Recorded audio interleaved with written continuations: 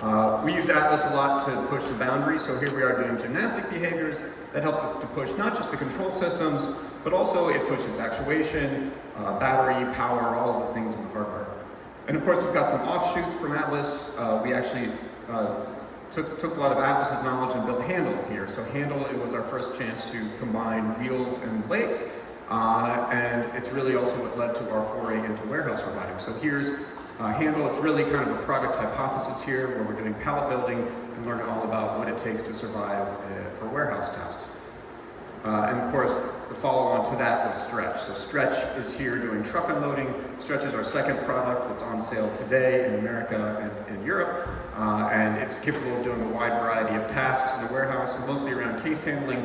But this is the first one, so this is doing container unloading. So that's kind of our history. But nowadays, we're a commercial business, and we're really aimed at solving this problem that Rodney alluded to earlier today. One of the major issues we're going to have globally is a labor shortage. Between aging trends, increasing labor costs, some jobs that people just don't want to do anymore, we now have a labor shortage that's going to only grow over time. It's projected that by 2030, that will reduce in about an $8.5 trillion reduction in economic output.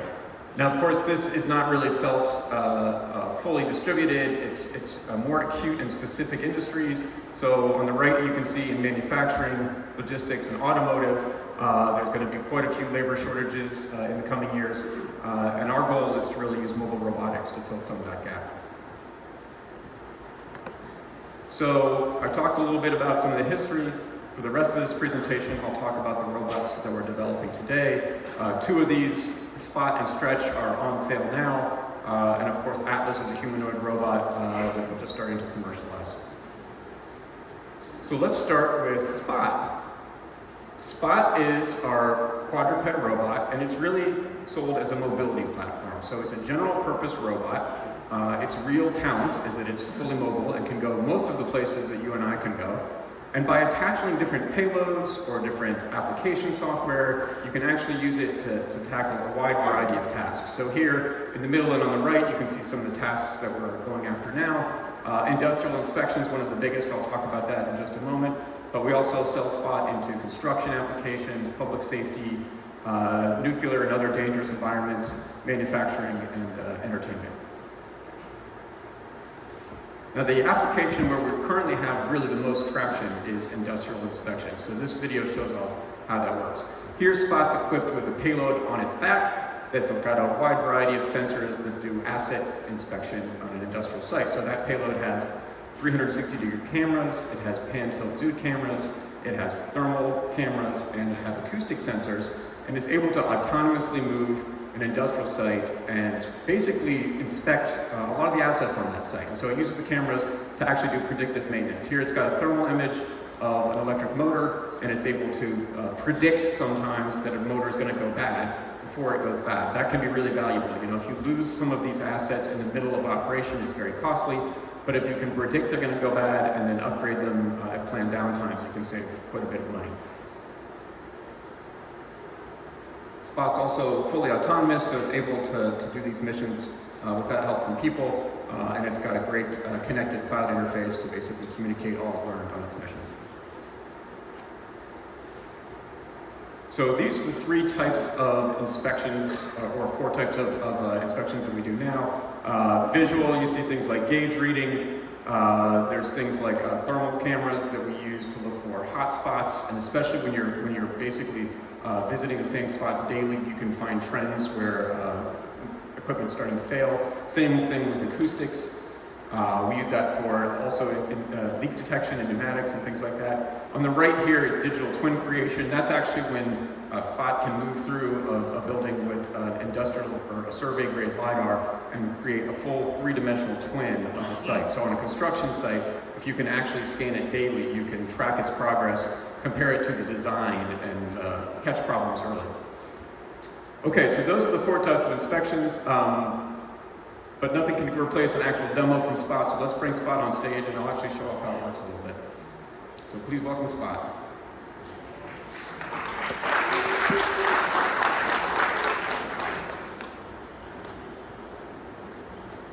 course, one of the big advantages of a legged robot is that it can handle stairs and uneven terrain. So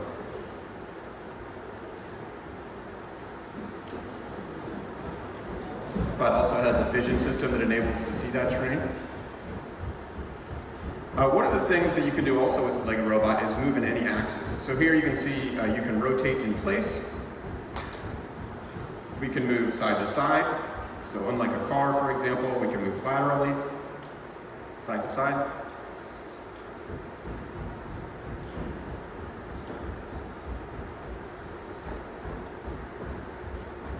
And of course, forward and backwards.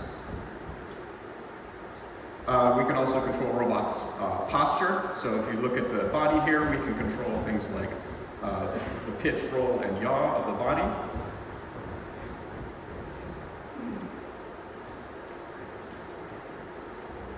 So here we can control the height, for example. This is the pitch of the body. That enables Spot to see different things or help position the arm. Same thing with yaw, you can control the yaw. Again, this really gives you a much longer kinematic chain. So with controlling the body, you can point sensors, or you can really expand the workspace for the arm.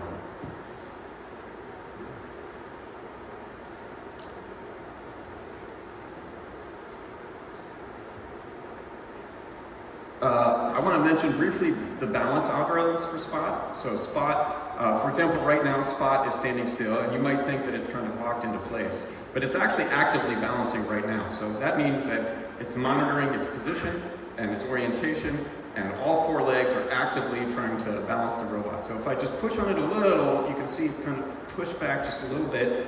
If you push far enough so that its center of mass slips outside of the support polygon, it'll step as needed. So let's show up the arm as the kind of last step here. This Spot comes equipped with an arm, and you can see that we use the body and the arm together to get you a really complete range of motion. So the arm here is being controlled with the joystick, but really, it's capable of being controlled somewhat autonomously as well for a specific set of applications like opening doors.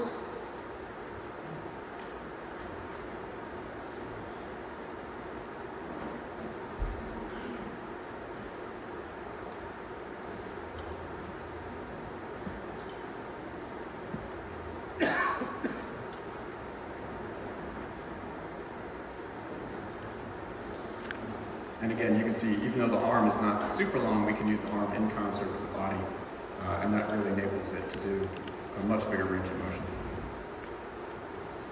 Now if we put the gripper in a roll frame, so you can see a little bit more here how we coordinate the body with the gripper. So here we're going to actually tell the gripper to kind of stay in one position, and even though the body's going to now walk around a little bit, you can see that we're able to control the gripper independently of the base of the robot.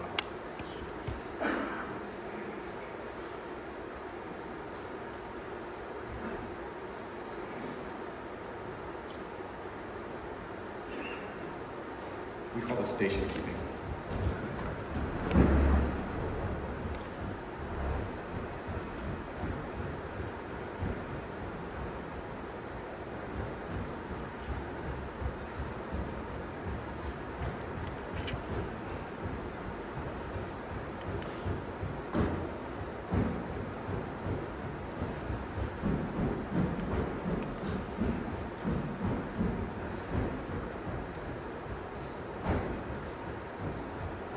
This is an important skill for doing mobile manipulation, being able to independently control the end effector of the robot from the body of the robot.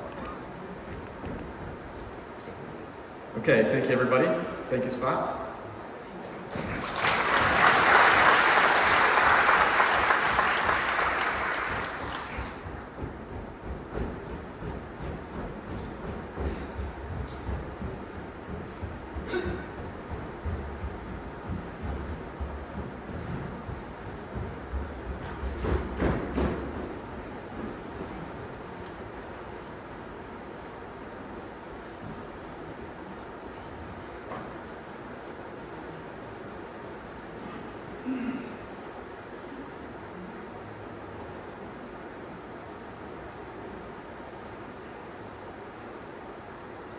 Okay, so The next robot I want to tell you about is Stretch. Stretch is our second product that we've entered into the market, and Stretch is really custom built for warehouses. So we've taken a lot of the knowledge that we've gained on our legged robots and actually repackaged them into a robot that's purpose built for a warehouse. It has an advanced vision and autonomy system.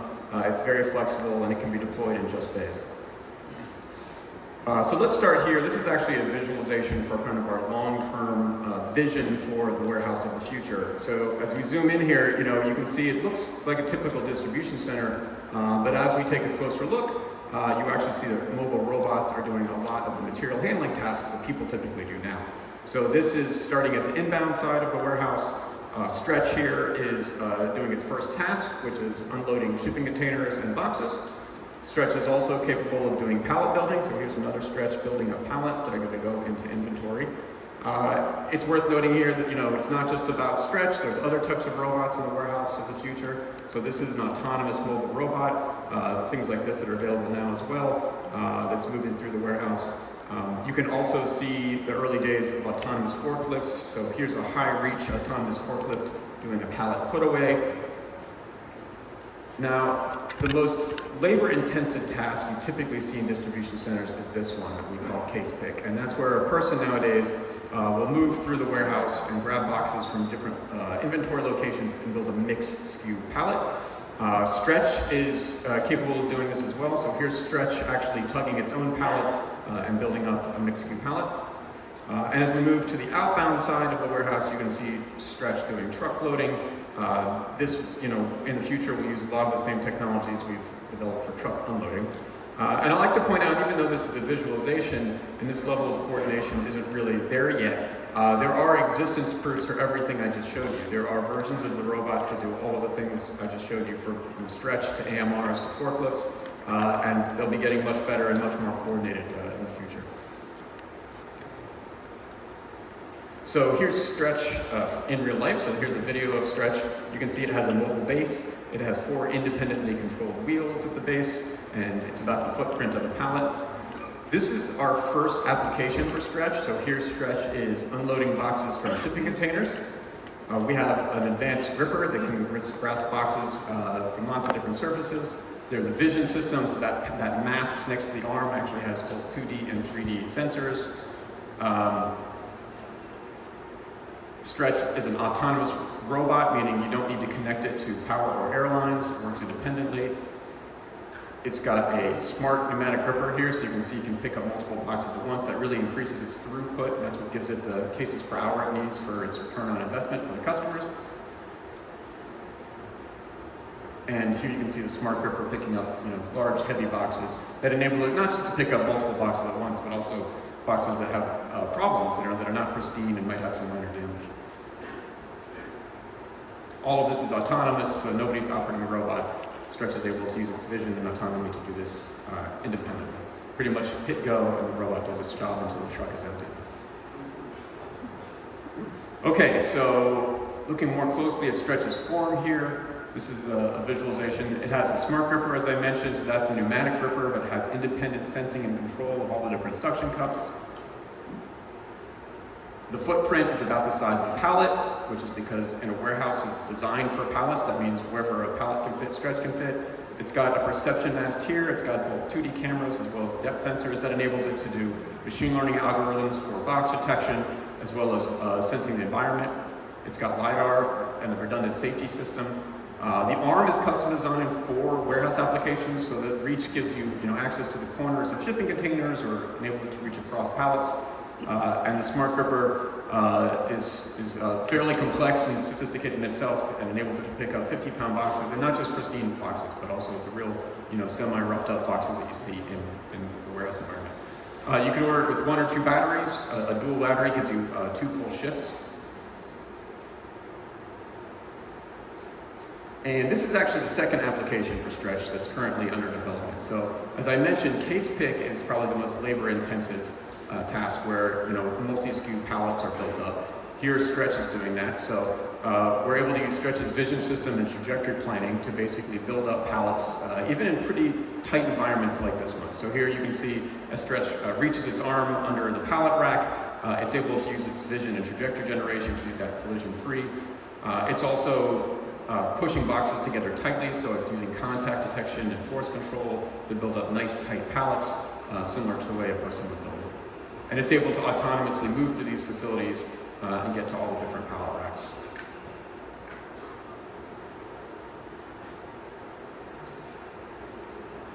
Okay, so those are the two robots that we're currently bringing to market. But lastly, I'm going to talk about Atlas. You know, the humanoid robot space is a really exciting space right now. A lot of different companies are starting to build humanoid robots. We've been doing it probably longer than anyone, so we'll talk a little bit about what we've done so far in the humanoid space and where we think it's going into the future. So here's a video that's just kind of showing Atlas's capabilities in terms of mobile manipulation. And by mobile manipulation, you'll see here, it's able to basically use its manipulation skills to aid its mobility. So it's found that it's got a gap. It needs to deliver the toolbox up to its friend there. So it's going to use its manipulation to basically build a little bit of a rampway so it can make it. Then it's going to come over and pick up a toolbox here. These are pretty big, heavy tools. So one of the things that Atlas is good at is it's strong. It's got 2 strong arms, and it's able to pick up heavy things. So now it's got a path. It's able to dynamically move through the environment and deliver a pretty heavy payload here. And then it's able to keep working on making its path so it can get back down, and it's going to show off a little bit on the way.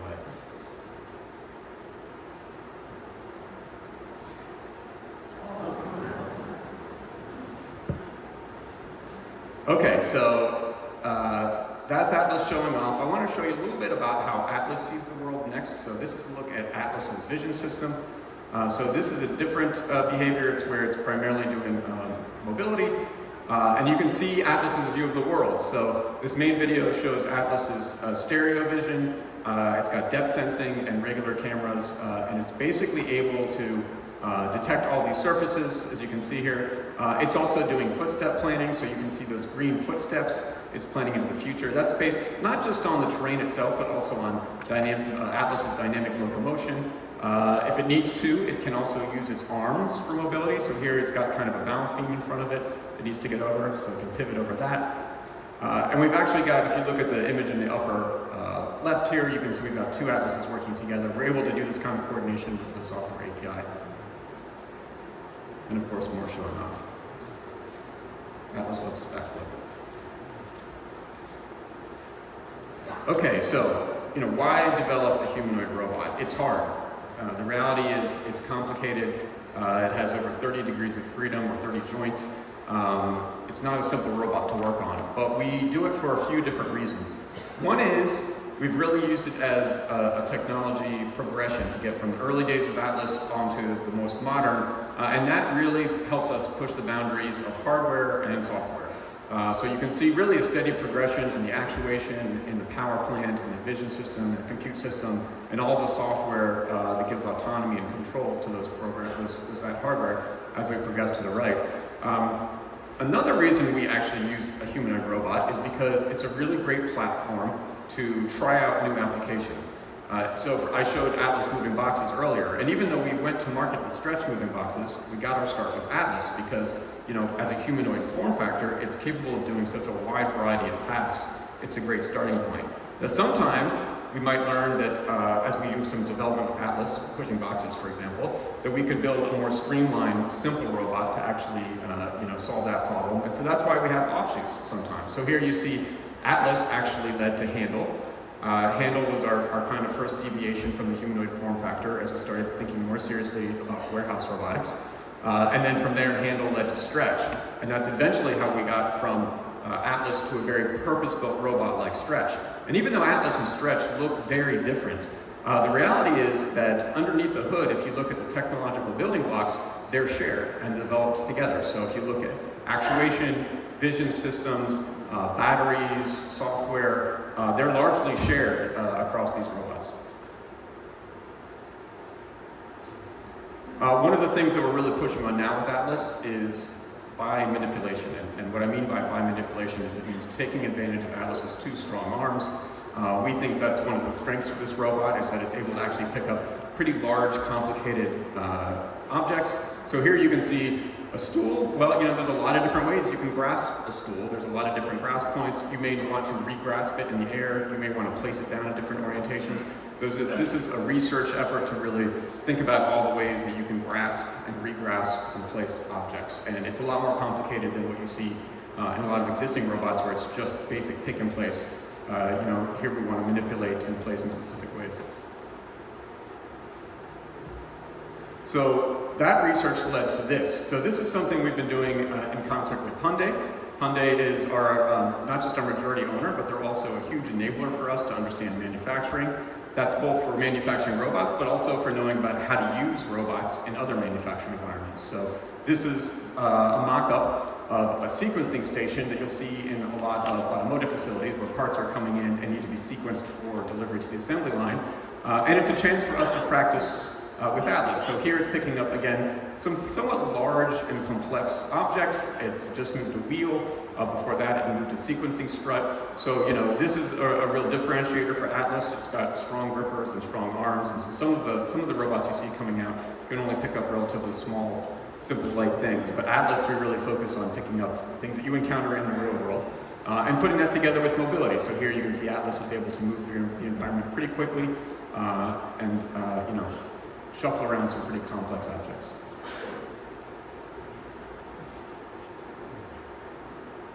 Okay, so everything I just showed you so far was our hydraulically actuated Atlas. That's what we've really been developing for the last 15 years. But recently, there's been a big change with our humanoid robot. And that's us taking a step to commercializing it into a product. So, first of all, why do this with a humanoid? Well, one of the real key pieces of logic for a humanoid that's potentially becoming commercialized is that, we live in a world built for humans.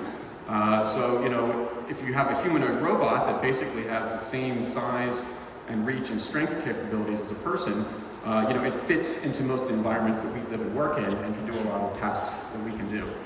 So if you want a general purpose robot that can do lots of different things, the humanoid's a pretty good form factor. Now, of course, the hard part is that you need the intelligence of software to really handle a wide variety of different tasks. And that's kind of the second thrust that you can't quite appreciate just by looking at the hardware here. So you have to have the ability to quickly learn a new set of tasks and diverse tasks. And for that, we'll be leveraging a lot of AI. So the next step for us, we're taking all we have learned over the last 15 years on our hydraulic Atlas platform and basically porting it into a fully electric Atlas robot that's designed for real-world applications, and it has superhuman performance. And by superhuman, I mean some of the ranges of motion or strength to weight ratio enabled to do some things that are even beyond what we can do. We think this all-new electric Atlas is going to be a great fit for factories and warehouses in the future. So here's just the first sneak peek at the new Atlas robot, and this just gives you a taste for some of the things it's capable of. You can see here, again, it's got very high range of motion, or even infinite range of motion in some of the joints. That enables it to move and do some things that people can't do. So this is just the beginning of what we think Atlas is capable of. But we're excited to see that, this is, by the way, the very first one built.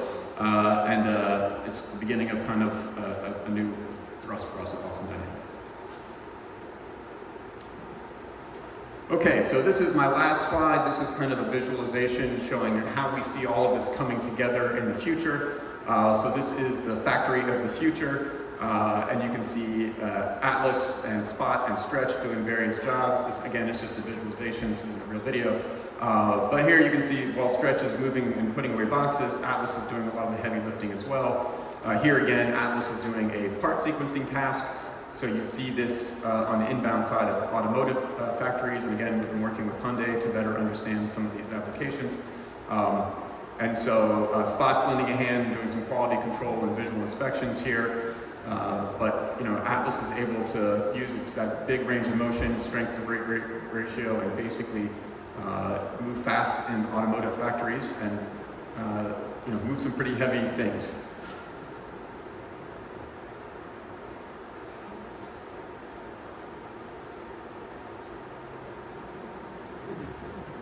Okay, I think that's it. 감사합니다. Thank you.